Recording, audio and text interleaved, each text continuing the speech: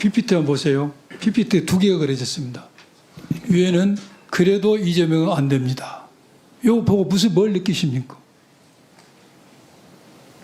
반대하는 의견으로 보입니다. 무슨 반대하는 게?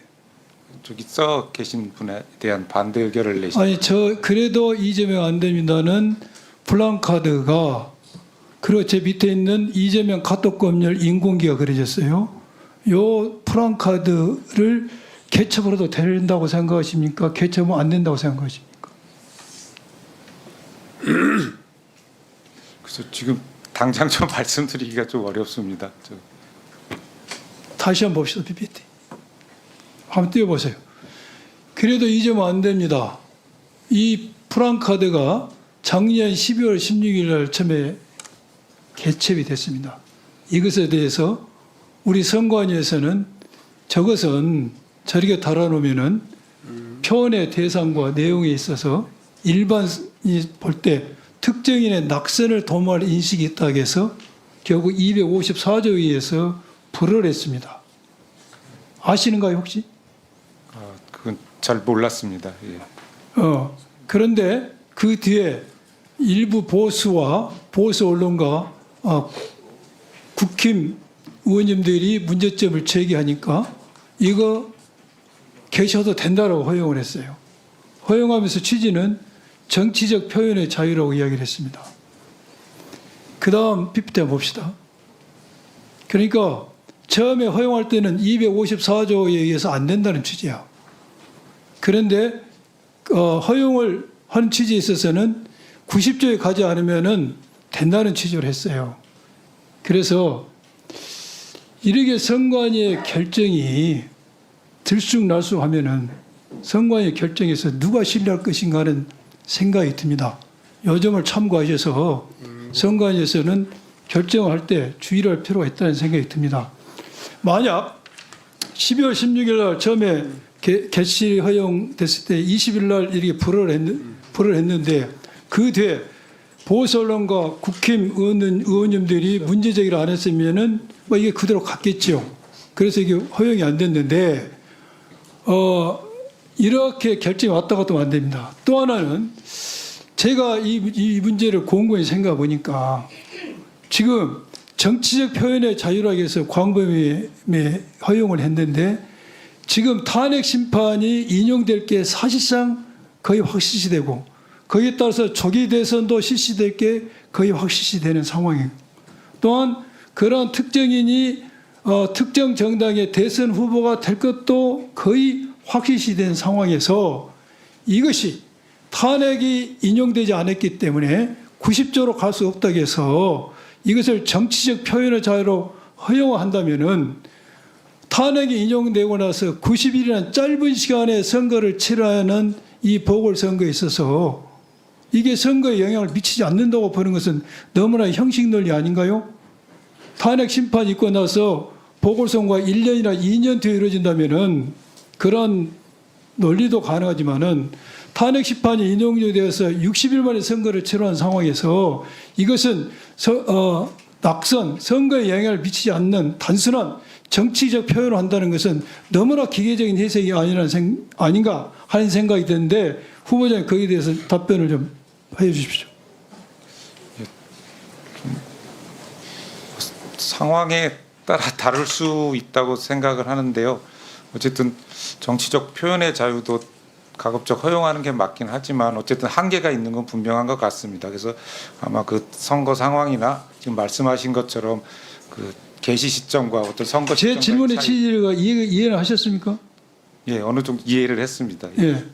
지금 90조에 의하면은 일정한 기간 내에 조건이 붙인데 250조 그 조항을 적용한다면은 탄핵이 인용되고 나서 60일에 선거를 치르는데 그 전에 탄핵되기 직전까지 아무리 비판을 하도 이게 선거에 영향을 미치지 않는다고 해석한 거에 과연 합리적인 해석이냐는 것이죠. 그래서 제가 주문하고 싶은 것은 첫째, 선관위가 결정을 낼 때는 신중하게 할 필요가 있다. 두 번째는 이러한 조항에 있어서도 현실에 부응하게 법 해석을 해달라는 게 제 생각입니다. 예, 맞는 말씀이라고 생각을 합니다. 예, 그래서 저 방금 말씀드렸듯이 현 상황에 따라서 적합하게 법 해석을 하는 것이 또 마땅하다고 생각을 하고 있습니다. 예. 예. 나머지 시간은 다음에 쓰겠습니다. 21초 아껴주시기 바랍니다. 예. 공직자윤리법에는 근무 시에 이해관계 직무하고 이해관계가 있는 그런 어떤 직종이라든가 기관에 재취업한 것을 엄격히 금지하고 있습니다. 선관위는 선거 관리를 주된 업무로 하고 있는데 그 선관위 그 업무의 가장 중심에 서 있는 선관위 사무총장이 아무런 제한 없이 이 특정 정당에 가입해서 정치적 행위를 한다. 이건 대단히 선관위의 업무의 중립성이나 공정성을 침해할 우려가 있다. 이렇게 생각합니다. 선관위 사무총장 계시는데 그 문제에 대해서 해결 방안을 다음 우리 상임위에 좀 보고해 주셨으면 좋겠습니다. 네, 조금 검토해 보겠습니다. 예, 절대적으로 있어서는 안 되는 일이라고 생각합니다. 네, 예. 아마 법적인 어떤 미비라고 생각되고요. 두 번째 제가 지금 PT 하나 올려주시겠습니까? 준비되어 있습니까? 네. 후보자 이 지금 한번 위에 있는 그 프랑 내용을 한번 읽어봐 주시겠습니까? 진짜 내란의 수괴는 이재명입니다. 어떻게 생각됩니까? 이게 표현의 자유라고 생각됩니까? 아니면 이제 과도한 그 허위에 가까운 이 적시라고 생각됩니까? 말씀드리기 좀 어렵습니다만 아니 지금 이 상황은 말씀드리기 어렵습니다. 계속 그렇게 이야기하시는데 그렇게 하면 이야기하면 안 돼요. 본인의 지금 소견을 이야기하는 거지 지금 판결을 해달라는 이야기 아니지 않습니까? 정치적 표현을 한 거 아닐까라는 생각을 하고 있습니다. 예. 자, 이재명 카톡 검열 인공기 입고루 이거 표현의 자유입니까? 이것도 마찬가지인 것 같습니다. 예.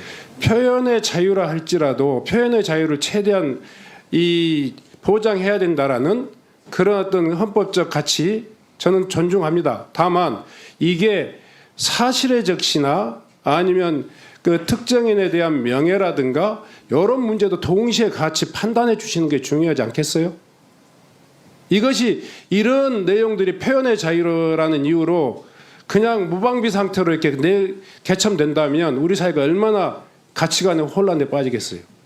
그런 지점을 선관위가 전혀 무방비 상태로 그냥 방치해 두는 것이 표현의 자유에 대한 옹호라고 생각합니까? 그렇지는 않다고 생각합니다. 어떤 기준이 필요하다고 생각합니까?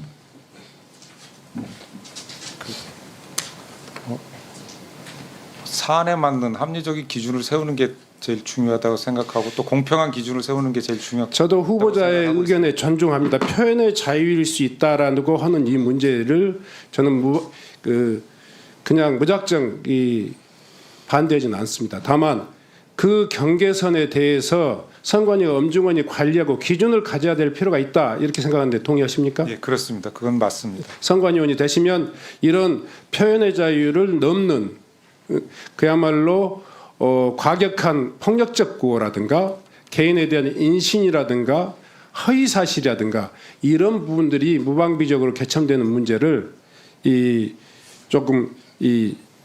거기에 대한 기준을 마련해서 이런 표현의 자유가 또 이렇게 정치적인 그런 어떤 그 공격의 그런 거리로 활용되지 않도록 해주시는 그것도 선관위의 정당한 임무라고 생각합니다. 예, 합리적인 기준을 마련하도록 노력을 하겠습니다.